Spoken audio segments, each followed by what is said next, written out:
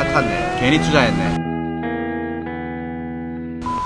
지난 10월 영상에서 앞으로 이제 경제 전망은 안 좋다, 안 좋아질 것이다, 이런 예상을 했었는데요. 예상처럼 딱딱딱 맞아 떨어져서 나의 분석력이 죽지는 않았구나, 이런 생각이 들면서도 동시에 이 전체적으로 봤을 땐 참 안타까운 상황이죠. 최근에 몇 가지 상황이 보여서 이제 이 영상으로 남기는 거예요. 무엇보다 첫째로 일단 깊게 들어가면 재미가 없어요.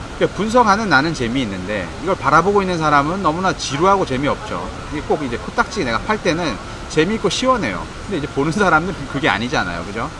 그래서 오늘은 큰 줄기만 일단 말씀을 드려볼게요. 이해가 아마 쉬울 거예요. 일단 아주 쉬운 예를 하나 들고 갈게요. 배추가 시장에 엄청 많이 풀렸어요. 그럼 배추 가격은 똥값이 되는 거죠. 배추가 흉년이 들어서 시장에 배추가 없어요. 그러면 배추 가격은 올라가서 이제 금배추가 되는 거죠. 요거는 이해가 되시죠? 그죠? 그런데 요즘 보세요. 물건은 이제 과잉 생산이 되고 생산 가격은 자꾸 낮아지는데 물가는 계속 올라가요. 신기하지 않으세요? 그러니까 물건의 가치는 낮아졌는데 가격이 올랐다. 이건 결국 돈의 가치가 똥값이 됐다는 거예요. 10,000원으로 이제 뭐 살 게 없죠. 제가 한국에 가보니까 10,000원으로 뭐 살 게 없어요. 그러니까 앞으로 50,000원 가지고 뭐 살 게 없다, 이런 말이 나올 수도 있을 것 같아요. 그러니까 물건 가격이 오르는 게 아니라 돈의 가치가 계속 떨어지고 있는 거예요. 지금 현재. 아무튼 지금 벌어지고 있는 이 상황은 한참 이전의 사건이 지금 이제 영향을 받아서 생기는 거라고 저는 생각을 하고 있어요. 지금 현재. 그러니까 2008년 글로벌 이제 금융 위기를 겪으면서 미국은 장기간의 이제 경기 침체를 극복하기 위해서 3차례 양적 완화, 그러니까 더 정확하게 얘기하면 3.5차례 이제 양적 완화를 이제 실시를 했어요. 이게 미국만 했느냐? 웬만한 국가들은 다 했어요. 대장이 하니까 그냥 덩달아 다 따라서 하는 거죠. 저도 이 양적 완화라는 단어를 처음 들었을 때 이게 뭐지? 좀 어렵고 복잡하고 뭐 그랬었어요. 맞아요. 이 양적 완화라는 단어는 어렵고 복잡하고 재미없어서 사람들이 관심을 갖지 못하도록 만든 용어일 뿐이에요. 이건 저의 생각일 뿐입니다. 그러니까 그냥 급한 불을 끄기 위해서 경기 침체를 이제 극복하려는 그런 명목으로 달러를 밑도 끝도 없이 찍어낸 거예요. 글로벌 금융위기 때 이제 9천억 달러였던 이 자산이 6년 동안 4조 5천억 달러로 이제 늘어났으니까 한 5배 정도 찍어낸 거예요. 어마어마한 거죠. 그죠? 아까 최초에 이야기했듯이 배추가 이제 시장에 많이 풀리면 배추값이 똥값이 되는 것처럼 이 달러가 마구 찍어낸 이 달러가 미국에 이제 고여있게 되면 어떻게 될까요? 이 달러의 가치가 폭락하고 물가가 엄청나게 이제 올라가겠죠. 이 인플레이션이 생기겠죠.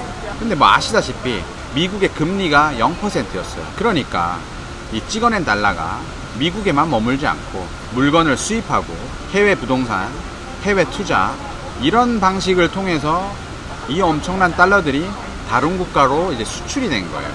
수출이 됐다고 하면 조금 그런가요? 뭐 흘러 들어간 거예요. 그러니까 양적 완화를 통해서 경기 부양도 하고 엄청나게 찍어낸 이 달러의 인플레이션은 다른 국가로 분산을 한 거죠. 지금 생각해보면 세계 1위는 세계 1위예요. 깡다구가 있는 거죠. 그런데 문제는 지금부터죠. 그 당시 이제 제로였던 이 금리가 지금 현재 2.5%까지 올려진 상태고 내년에는 한 2차례 정도, 3차례 정도 금리가 더 올라갈 예정이죠. 그럼 어떤 결과가 생길까요? 이 수많은 국가에 이 분산됐던 이 인플레이션이 다시 미국으로 돌아가는 거예요. 그러니까 달러가 다시 미국으로 이제 쏠리는 거죠. 어떻게 보면 다시 돌아가는 건데 미국 입장에서는 쏠린다라는 생각을 하고 있는 사람들이 있을 거예요. 즉 분산된 인플레이션이 다시 본국으로 돌아가려고 시동을 걸었어요. 지금 현재. 그런데 이 엄청난 달러가 한꺼번에 이제 미국으로 돌아가게 되면 미국이 이걸 감당할 수 있을까요?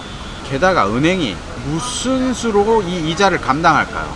지금 미국 대통령은 본인이 욕을 먹던 남들이 어떻게 평가를 하던 간에 자국민을 이제 보호하고 미국이 감당할 수 있는 이 구조를 만들고 있는 거예요. 이건 제 생각이에요.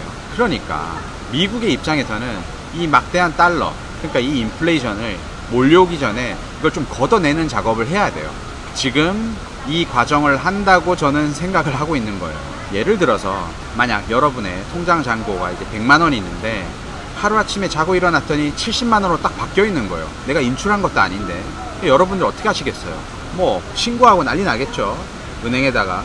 그런데 만약 100만 원을 이제 주식에 이제 투자를 하고 다음날 이게 70만 원으로 떨어졌어요. 그럼 여러분들 어떻게 하시겠어요? 아까처럼 뭐 전화해서 신고하고 막 난리 치겠어요? 아니죠. 괜히 투자했네 뭐 이러고 말겠죠. 또는 부동산에 이제 1억을 투자했는데 몇 개월 지났는데 한 7천만 원으로 떨어졌어요. 그럼 여러분들은 어떻게 하시겠어요? 막차 탔네. 이러고 말겠죠. 그러니까 올리고 내리고 이러면서 만져보지도 못한 이 돈이 하루아침에 사라지는 거예요.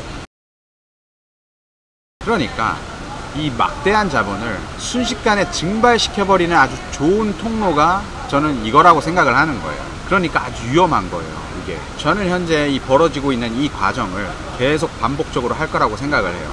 미국이 감당을 할 수 있을 때까지 이건 미국의 손에 달려 있는 거예요. 그리고 이 과정 중에는 달러 가치가 오르는 이 모양새를 만들 거예요. 그래야지 사람들이 다시 달러를 사들이겠죠. 그러니까 앞으로는 뭐 모르겠어요. 저의 그냥 분석에 의한 뇌피셜이에요. 아무튼 이게 큰 줄기예요. 뭐 나머지 세세한 부분들이 있는데 이건 뭐 재미가 없어요. 그리고 이 영상에 다 담을 수도 없고요. 그래서 일단 이 상황에서 저는 이 구독자와 시청자들의 이제 볼거리를 제공하기 위해서 어디다가 한번 투자를 해볼 거예요. 이 시점에. 그러니까 미중무역 90일 유예 시점이 12월 2일이고 90일 이후가 3월이죠. 미국이 제시한 이 90일은 그냥 명분일 뿐인 거예요. 미중무역은 앞으로 더 골이 깊어질 가능성이 높아요. 그래서 저는 투기성으로 한번 투자를 해보겠습니다. 제가 뒷걸음 치다가 뭔가를 잡을지 한번 지켜봐 주세요. 이 부분은 나중에 죽이 되던 밥이 되던 다시 공개를 하겠습니다. 그리고 여기에서 이제 발생되는 이 수익금은 어느 정도는 구독자분들과 어떤 특별한 방법으로 나눔을 할 거예요. 자, 어떻게 될지, 어떻게 전개될지 이제 궁금하시다면 구독을 꼭 해주시고요. 그리고 이 영상에 대한 평가를 좋아요, 싫어요로 해주시기 바랍니다. 제가 다음 시간에는 어떤 일을 함에 있어서 이걸 성공적으로 아무런 스트레스 없이 시작할 수 있는 이 방법에 대해서 제가 공유를 할 거예요. 자, 다음 시간에 또 좋은 영상으로 찾아뵙겠습니다.